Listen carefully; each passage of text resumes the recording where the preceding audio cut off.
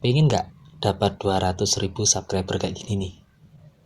Kalau pengen tahu gimana caranya, jangan skip video ini ya, tonton sampai full, oke?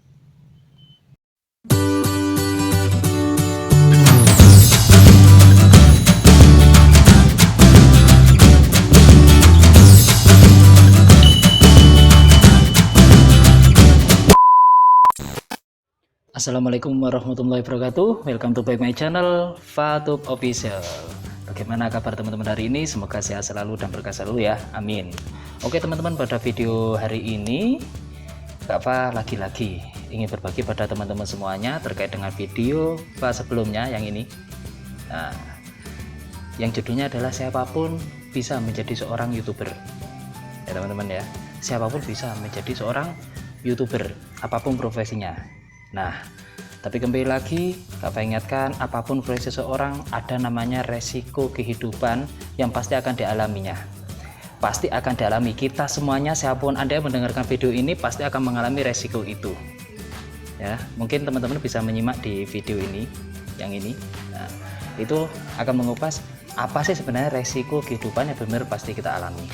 Oke teman-teman, pada hari ini ini adalah video lanjutan dari video yang kedua yang kemarin Kak Fa ikut pelajaran digital marketing, diajari sampai berpenghasilan sampai bisa, dan tentunya gratis. Dan teman-teman siapapun Anda bisa mengikuti pelatihan digital marketing nih, diajari menjadi seorang YouTuber gratis sampai bisa teman-teman, sampai bisa, sampai pasti dapat penghasilan ya.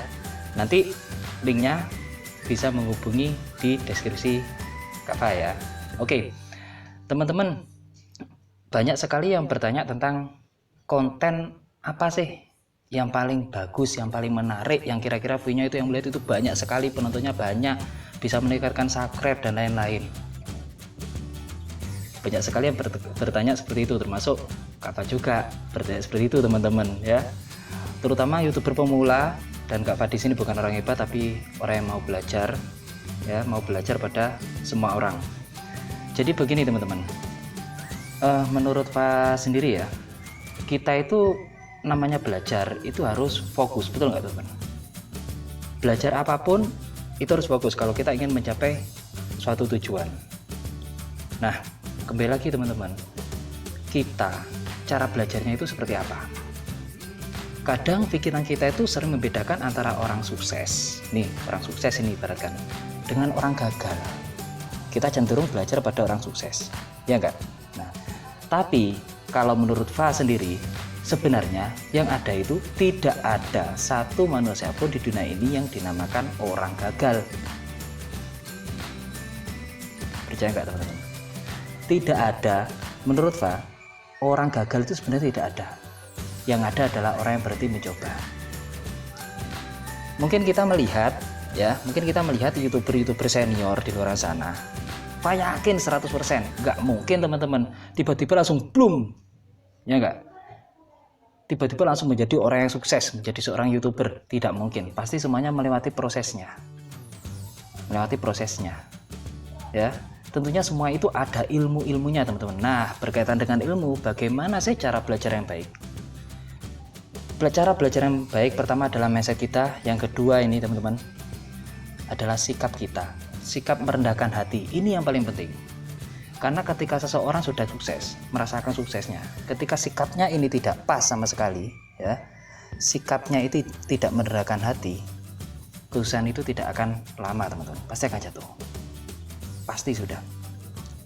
Karena menurut Fa sendiri, belajar itu tidak melihat siapa orangnya ya, tidak melihat siapa orangnya, tapi isi dari apa yang dikatakan. Itu teman-teman yang namanya ilmu yang bermanfaat. Siapapun Anda berbicara, ketika ngobrol dengan Kak Fa di sini misalkan, itu Kak Fa itu melihat bukan siapa yang bicara, tapi inti dari apa yang dibicarakan ya.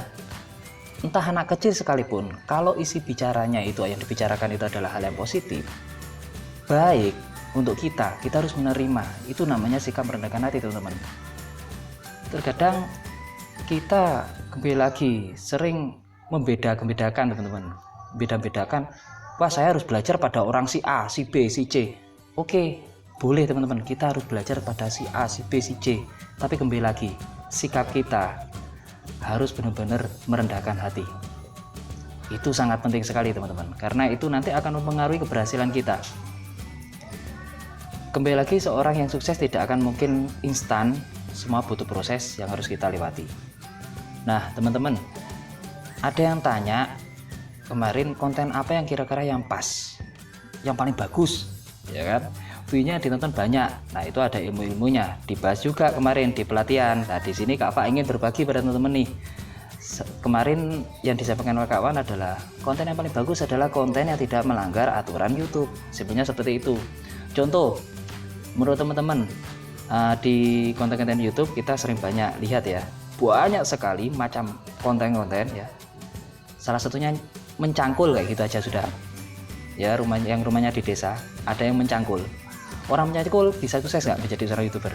Bisa teman-teman, itu udah faktanya. Ada namanya Ali Cangkul ya. Di YouTube itu ada namanya Ali Cangkul. Kemarin Bapak juga dapat pelajaran di situ juga soalnya. Ya, dari pelatihan digital marketing kemarin. Seorang yang profesinya mencangkul bisa sukses menjadi seorang YouTuber, teman-teman. Apakah edit videonya bagus, menarik itu? Tidak, teman-teman. Hanya polos biasa. Bahkan awalnya itu tidak berani ngobrol di depan kayak gini, tidak berani.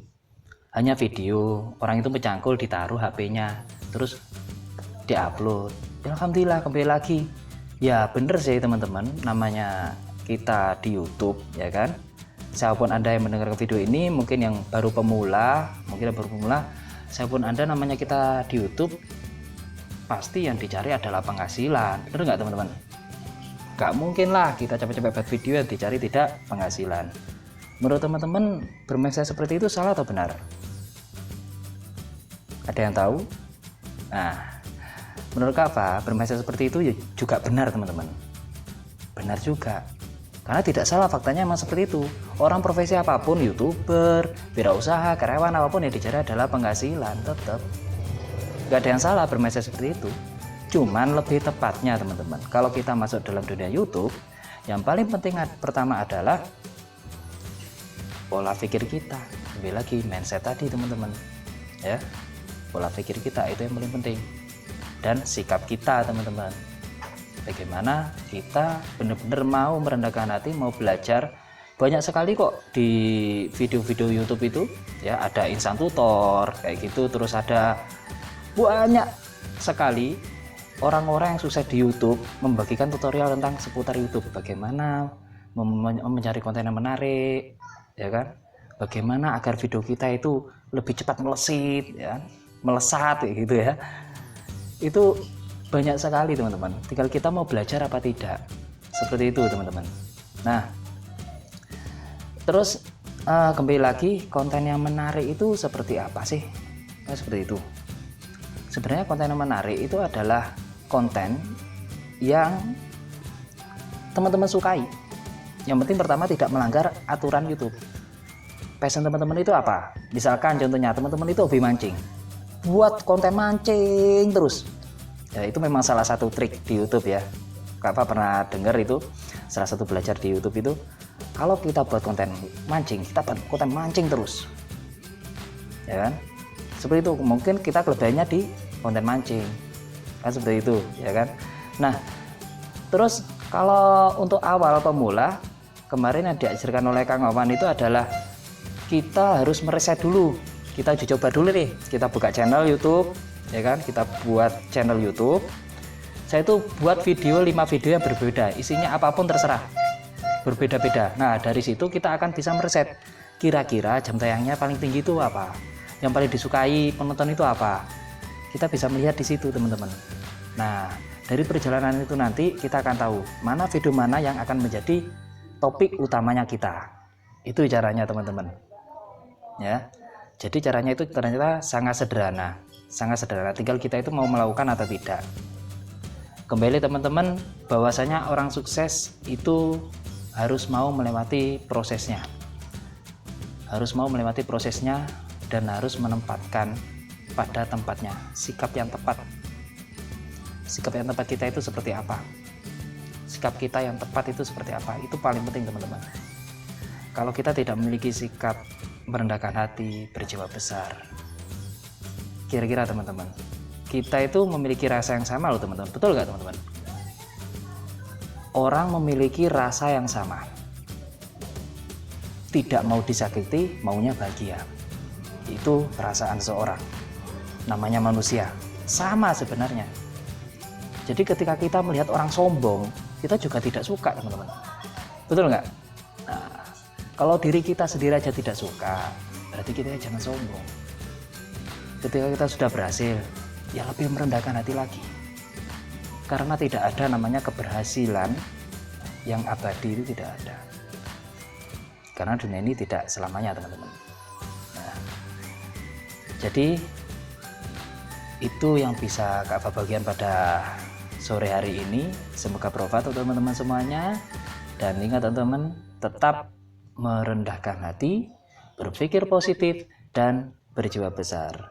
Mungkin itu yang bisa Kak bagikan. Semoga bermanfaat. Dan selamat sore. Wassalamualaikum warahmatullahi wabarakatuh.